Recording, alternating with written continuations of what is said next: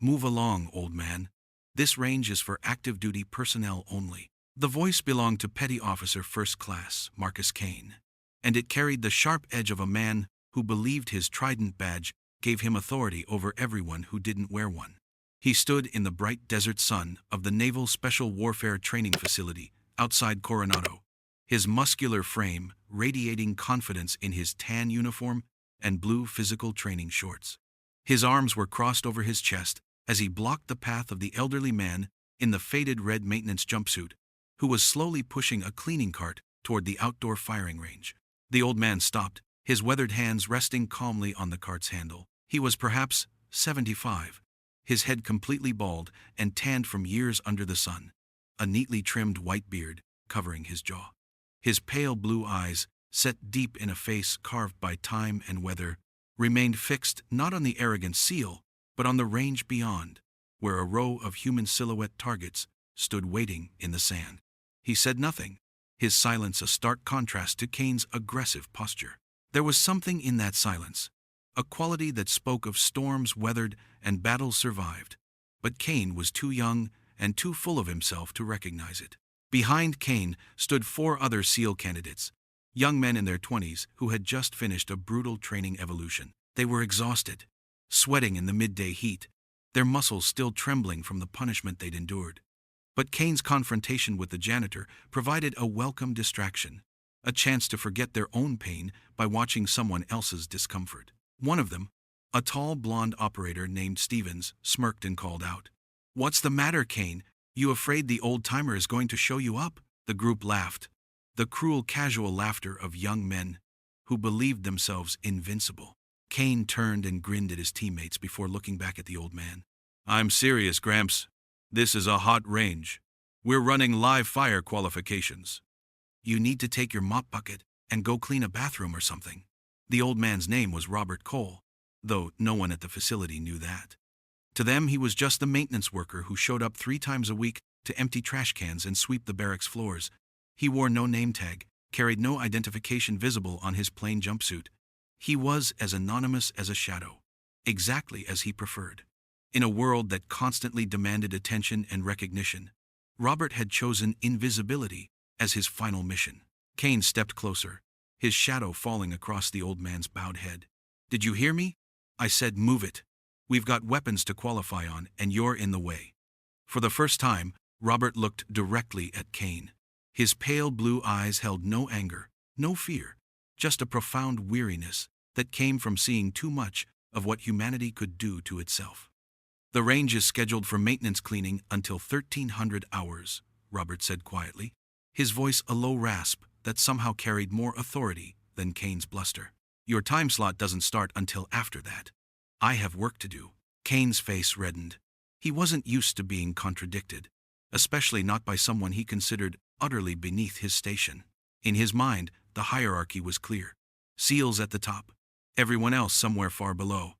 "Listen, old man, I don't care what your little schedule says. This is a SEAL training facility. We train when we need to train. You clean when we tell you to clean. Now move before I move you myself." Stevens and the other candidates had now gathered closer, sensing entertainment. One of them, a shorter operator named Ricci, pulled out his phone and started recording. This was going to be legendary back in the barracks, a story they could tell for weeks about how Kane put some old janitor in his place. Kane, emboldened by his audience, reached out and grabbed the handle of the cleaning cart, yanking it away from Robert's grip. "There. Problem solved. Now get lost before I report you to base security for interfering with military operations." Robert stood very still, his empty hands now hanging at his sides. The sun beat down on the sandy range, the heat shimmering in waves off the distant targets. For a brief moment, the world seemed to shift. The laughter of the young SEALs faded, replaced by a different sound, the distant thunder of artillery, the sharp crack of rifle fire, the screams of wounded men calling for corpsmen who would never arrive in time. Robert wasn't standing on a training range in California anymore. He was crouched in a muddy firebase in the Mekong Delta, 19 years old, his hands covered in someone else's blood as he loaded magazines for a wounded Marine Corps sniper who was holding off an advancing enemy platoon. The memory was so vivid, He could smell the cordite, feel the vibration of the rounds leaving the chamber, taste the copper fear in the back of his throat. He blinked, and the vision dissolved, leaving him back in the present, with 5 arrogant children who thought they knew what war was because they'd passed selection. They had no idea. They couldn't know. Not yet. And maybe, if they were lucky, they never would. A young woman in Navy working khakis had been watching the entire exchange from the range control tower.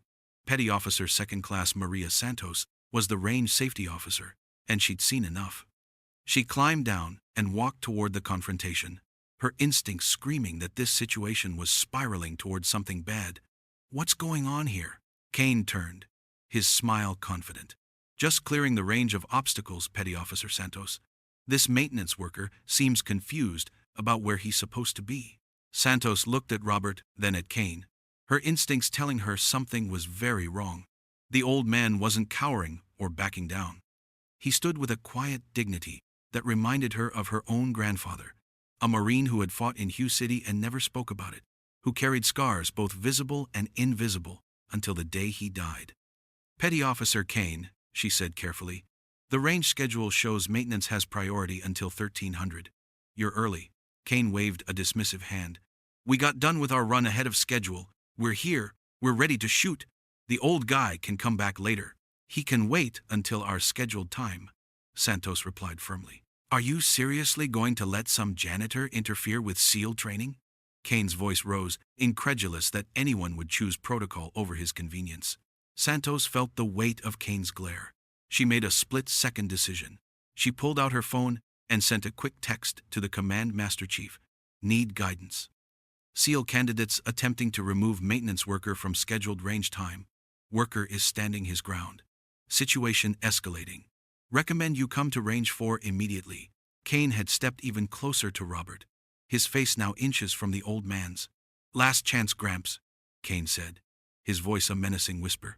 "Walk away, or I make you a training demonstration on how to handle civilian interference." One of the other SEALs, a quieter operator named Chen, finally spoke up. "Kane, man, just let it go. We can wait 30 minutes. Kane rounded on him. "Are you kidding me? We don't back down from anyone." He turned back to Robert and unslung the HK-416 rifle from his shoulder, holding it out. "You know what, old man? I'll make you a deal. You look like you're from that generation that thinks you're all tough guys. So here, take this rifle. If you can, field strip it and reassemble it in under 2 minutes. I'll personally apologize, and we'll wait our turn. But when you fail, and you will fail, you admit you're just a useless old janitor, and you get the hell off this range." The challenge hung in the air like a thrown gauntlet. Santos felt her stomach drop, certain this was about to become an incident that would haunt everyone involved. Robert looked at the offered rifle. He didn't reach for it immediately. Instead, he seemed to be weighing something internal, calculating costs and consequences that the young men around him couldn't begin to understand. "Son," Robert said quietly, "you don't want to do this." "Oh, but I do," Kane grinned. "Come on, Gramps, show us what you've got." Robert's hand moved with fluid economy, taking the rifle from Kane's hands, his weathered fingers closing around the polymer with familiarity that should have been a warning sign. The field strip took exactly 47 seconds. Robert's hands moved with the precision of a surgeon and the speed of a machine.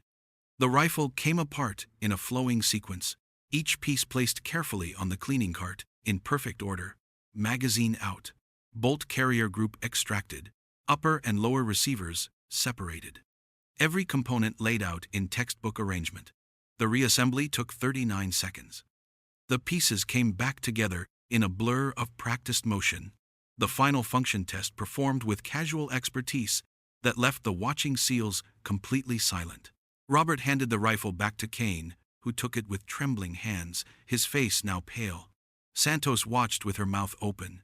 She'd never seen anyone move that fast with that much precision. Not even the Master Chiefs who ran advanced weapons training.